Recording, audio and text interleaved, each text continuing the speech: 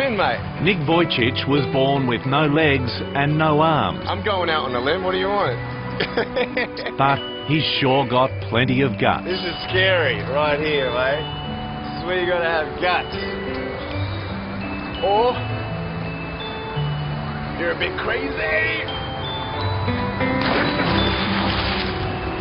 10. Nice, mate. Thank you very much. You're a generous judge. This 25-year-old Australian is climbing over every obstacle life puts in front of him, and he's doing it with style. You really can do anything, can't you? There's no harm in believing so. Everybody's going through something. You know, we're all going through something, just my pain is a bit more visible than yours or somebody else. When that clicked, it was like a light bulb when, you know, just flashed in my brain. I'm like, hey, now life I see as an opportunity. This circumstance, there's got to be something good. No arms, no legs. No worries, mate.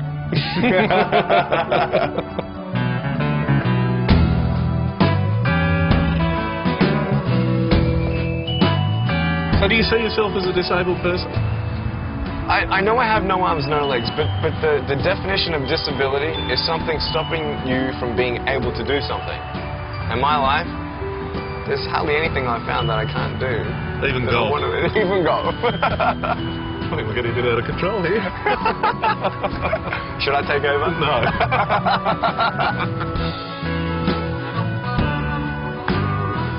There you go.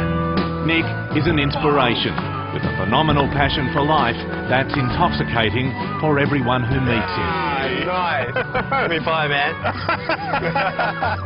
I feel like I'm enjoying life and my life more than the average person out there. That I'm achieving more things than the average 25-year-old.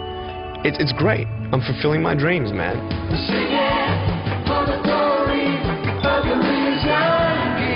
Those dreams brought Nick to America 18 months ago.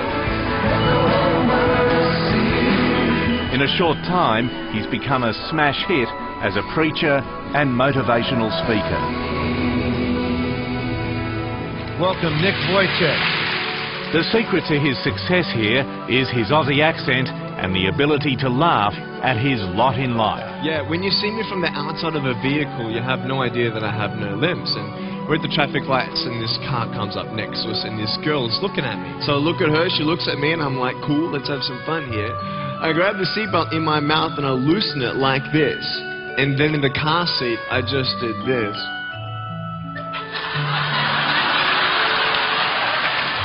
And she was like, it was awesome.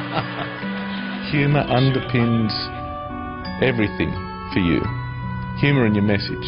You know, if I start feeling sorry for myself, then I know that you know, if I've got a sad face, I'm a poor guy, you know. But if they see a guy, you know, who's able to joke about himself, you know, it's good to laugh once in a while, mate. It's a good relief. It's really, I mean, to be able to laugh at life, that's what I've found that I can now accomplish. There were many times I couldn't do that.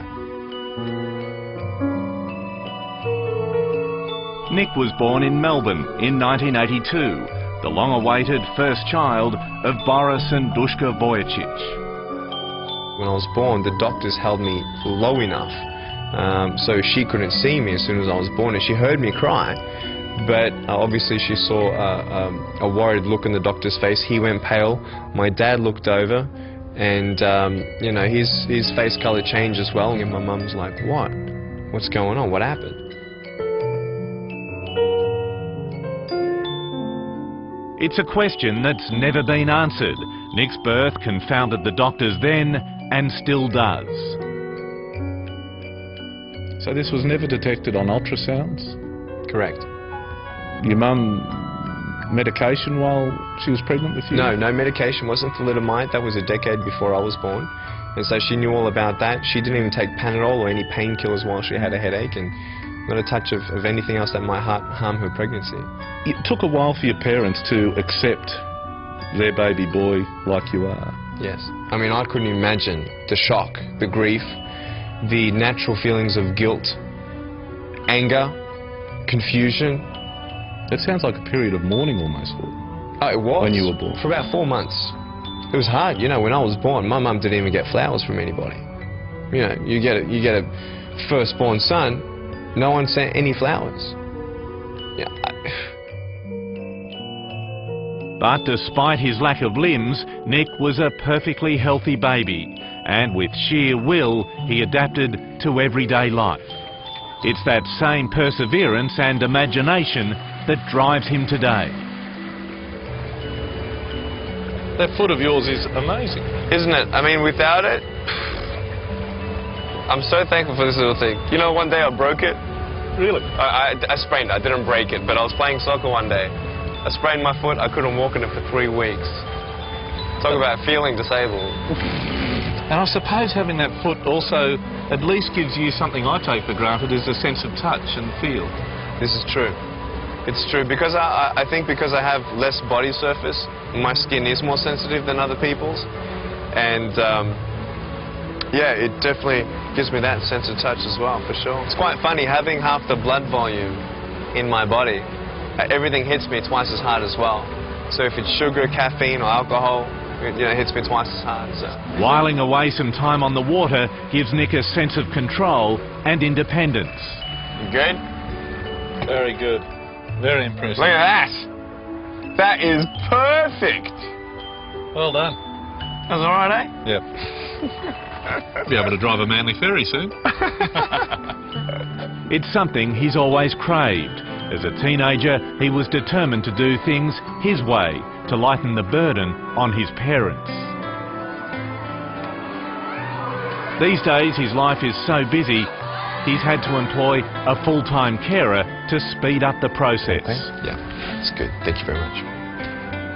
But he doesn't need anyone to help him with his emails. Do you pray for arms and legs? Every now and then I do. I do pray for arms and legs. You know, I do have faith that God can, right now, in front of us, just, come down with his light or whatever, and bang, I have arms and legs. But the joy of having no limbs and being able to be used in such a unique way and powerful way for people, like, you can't give me any amount of money to even consider taking a magical pill to have arms and legs right now. I'm here tonight to tell you this, that no matter who you are, no matter what you are going through, that God knows it, He's with you, and He's going to pull you through. Nick's disability has become his drawcard. On the spiritual circuit, his ministry, Life Without Limbs, is now one of the biggest shows in town. So far, he's visited 14 countries and spoken to 2 million people. 6 years ago, you were speaking to 300 Year 10 students at a school in Brisbane. That's right. What's the biggest crowd you've spoken to today? Now 110,000 people. Yeah, that was in India. It was incredible. Talk about nervous. My palms were sweaty. It was just... Your palms were sweaty. No, but it was amazing. And how many people did you hug that night of the 110,000? We did it because I know they would probably take me home and I couldn't say anything about it. But you love hugging, don't you? I love hugs, yeah. You can't shake hands. No, I think it's a waste of time. I love hugs. I mean, I think it's a great icebreaker as well, and it's my way of physically connecting with people. Can I give you a hug? Hugs first. The day I joined Nick at a Los Angeles church, I witnessed the impact he has. Give me a hug. Love you. What are the people in this very, very long queue wanting to tell you, and what are they saying? Sometimes they actually open up and tell me the deepest of secrets of just they feel comfortable around me, and to share just what their brokenness is in their life. And what do the kids say to you? Oh, they love the jokes. They touch my little foot down here, and we give high fives and give me some skin sort of thing. But the kids, I love the humor, and they just it's a wow thing as well. But I think a lot of teenagers are deeply touched. It matters how you're going to finish. Are you going to finish strong? His appeal to teenagers caps a remarkable turnaround from his school years, a time where he was ridiculed and tormented and suicidal. There was one day I remember when I was 6 years old. I had a very, very hard day at school. And I just, hear their voices echoing in my mind, at night. And I got up out of my bed, I looked in the mirror and said, okay, Nick, I'm talking to myself. I'm saying, Nick, what do you have that is good, that no one can change, that no one can argue with? And I just wanted something. Just give me something to hold on to. There's got to be something good about me. And I looked myself in my eyes and I said, hey, you got some good-looking eyes. That you do. Thank you. So your eyes are your limbs in a way. When you look at evangelists, they talk like this, don't they? Do you use your eyes to talk? That's what they say about the eyes. The eyes are the windows to your soul. And when they see love resound in your eyes and they see that there's something different about you, not just your smile, but there's this joy in your eyes, this sparkle, this passion for living. It's contagious. And all of a sudden, people are jealous of a man without arms and legs. And that spins me out. When you first meet Nick, you can be forgiven for feeling a bit awkward. Jeez. How heavy are you? How heavy? 34. But it takes only a moment for him to embrace you and put you at ease. I love you, Peter. As for romance, well, he's dated a few girls, but at the moment, he's a single man. He hopes the future will bring marriage and more. I'll put him on the drive. Oh, thank you, mate. Kids one day? Absolutely. Yeah, medically, I can have kids. Well, I'm not going to be pregnant, but yeah. But, yeah, I see kids definitely in my life. Yeah, I can't wait to be a father. What do you look forward to most if you can be a dad, or when you become a dad? We're going to be able to hug and play, you know, but I think it's just going to be a crazy day, me walking my daughter down the aisle. Yeah, that's going to be so precious. Take me as you find me, all my fears and failures. When he was born, it was considered a disaster. Shock for the doctors, confusion and grief for his parents. Everything I believe in. But what Nick Vujicic has achieved so far in his life is truly inspirational.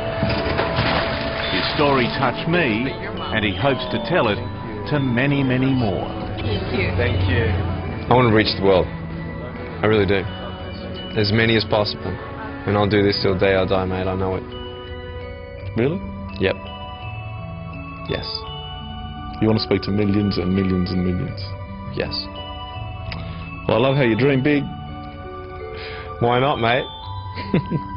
That's the message. If a man without arms and legs is dreaming big, why can't we? Why can't we all?